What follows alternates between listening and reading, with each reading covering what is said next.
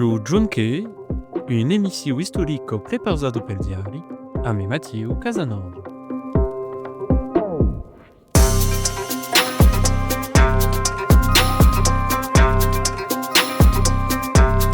Le 22 de mai de 1929, le jour que débutait la guerre des Damisettes.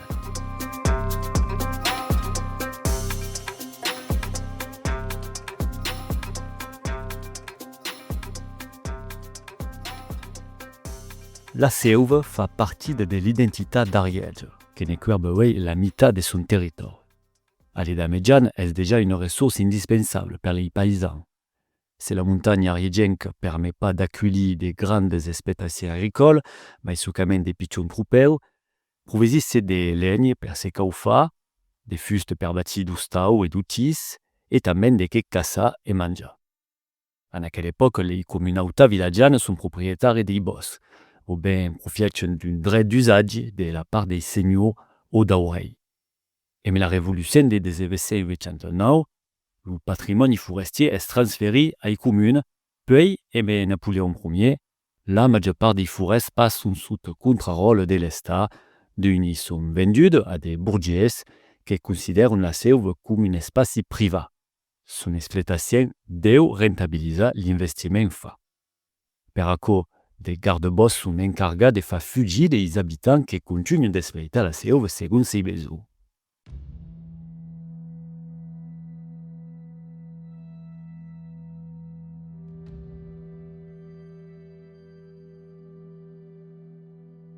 En 1927, un code forestier condamne les droits ancestraux des populations rurales et met des demandes importantes contre aquellos qui, par exemple, ne font pas les fêtes ou les cabres. Les paysans et ses familles sont affurés, tandis que la population ariège a augmenté de 32% en 30 ans. Abourris sont les carboniers qui désbosquent pour faire des carbone qui servira puis à fabriquer des fer. Abourris sont aussi les salamandres, les sky des garde-bosques per ramon de son vestir raya vert sourd et nègre qui mandent à bravira les hivers bas. En septembre de 1921, les habitants du village de Santaigne font irruption dans l'ustau de la commune pour mettre la main sur des documents qui pourraient prouver sa légitimité à occuper les forêts alentours. Mais c'est l'an d'après qui commence verdaderement ce que dirait plus tard la guerre des Damisettes.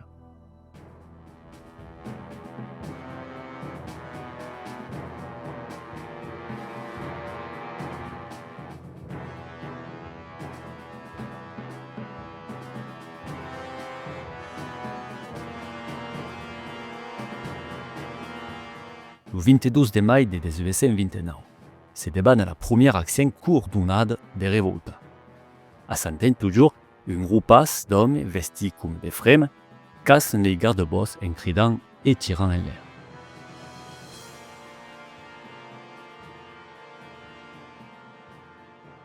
Quatre jours plus tard, pillent 12 ustaus des salamandres. Kauki John Puey, proche d'Augiren, des garde-bosques essayent de confisquer une troupe avant de fuir, menacés par des paysans enrabiés. La révolte s'expandit pruneu à tout le Castillonnès, un territoire d'un couseran composé de 4 vallades, Balagueras, Batmal, Batlung et la Battubilos. Le 18 de juillet, les Damisettes confrontent directement les gardes des nouveaux villages d'Aliartin. Le 26 de juillet, détruisent les soustes des carboniers à Ougarou, dans le département de Naut-Garonne tout proche. Per apaiser la situation, le préfet donne l'autorisation de faire pasturer les besties, mais il ne fait pas que confirmer ce que de fait est déjà le cas. Les autorités ne sont convaincues, l'hiver arrivant, chacun tournera à son stade. Et pas même le 15 de décembre, 800 Damisettes se posent dans des gardes réaux à Balagueras. Même cas une semaine puis à Bialonab. Sont 120, le 27 de janvier de 1830, qui menacent la borde d'une bourgesse, et plus de 400 le jour d'après qui caminent dans le corps des villes de Massat, armés de fusils et de destralettes, pour exiger le départ du responsable local des garde-bosques. Tournent 12 corps plus nombreux en février dans les villages environnants mais l'objectif clar de faire fugir les agents qui sont généralement pas d'hommes et d'un pays. Gli uomini che sortit de boschet era campana ramà che schirrejo e cap lievat che cammino tot dret che sembla io da miselo d'ariejo. Una pas in marciata la gente da vilo che è pas montagnò tot segur, tot tranquille. E quando sere sulet non è pas solitari e zautes per darre che hen caiavari.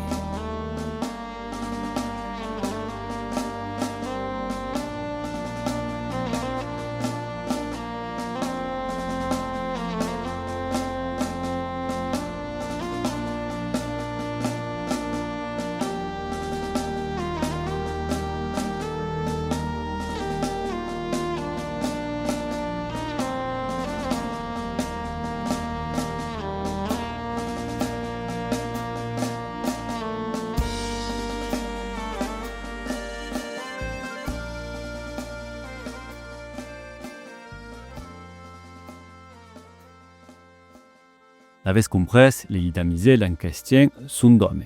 Mais assaggiano pas forçadament se fa passar per des frères, sont plus des caricatures de frères.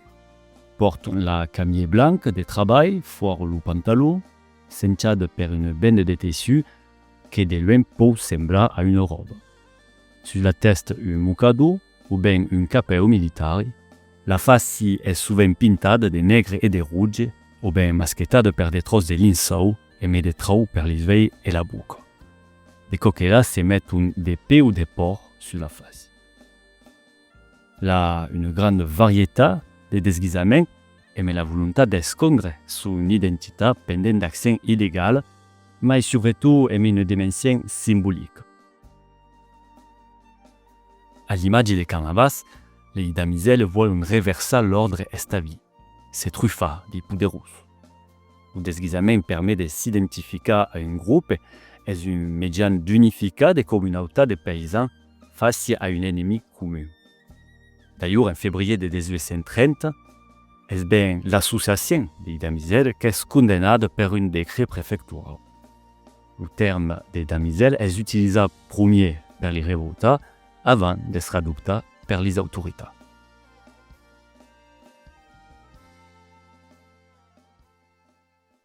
Que sont donc aquelles damiselles? Des douves, souvent, quasi simplement des cultivateurs, pas forcément les mêmes pauvres parce qu'ils ont d'animaux et sont des coquillas propriétaires d'un terrain consacré.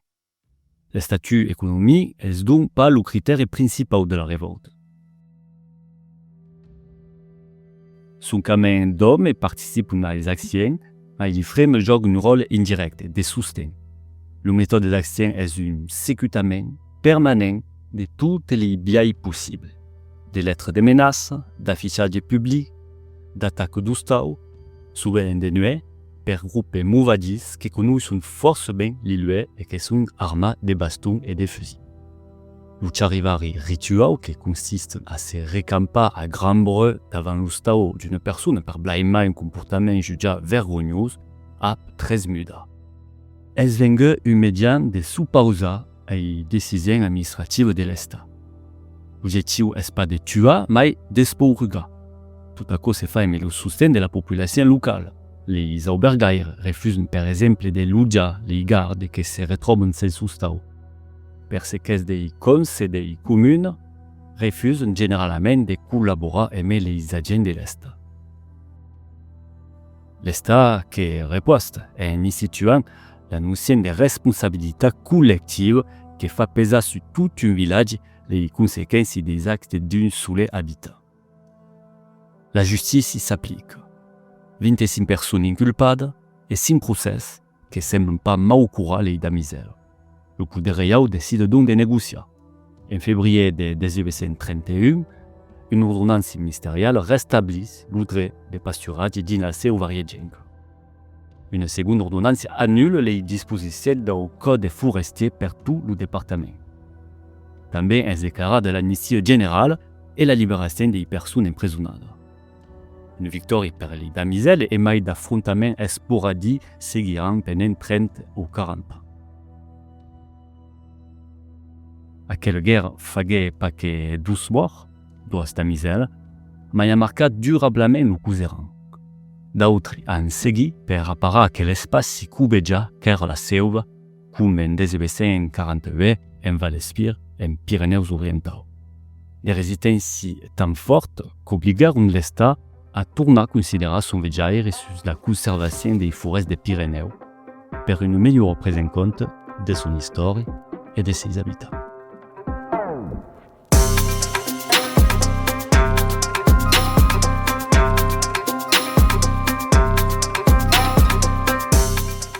Lo Giunche è un podcast ludiari, realizzat per Matteo Casanova. Fait possible grâce al sostegn de nostres partenaris, la Delegació General a la Lengua Francesa a las Lenguas de França, la Zarac Occitanio, la Regió Occitanio, l'Offici Public de la Lengua Occitano, la Comune de Toulouse e vosaltres que legissetz, escutatz e sostenez ludiari, lo magazine de la cultura en occitan. Saco vos agrado, se ne voles mai, vos podez abonar ludiari.com. Merci.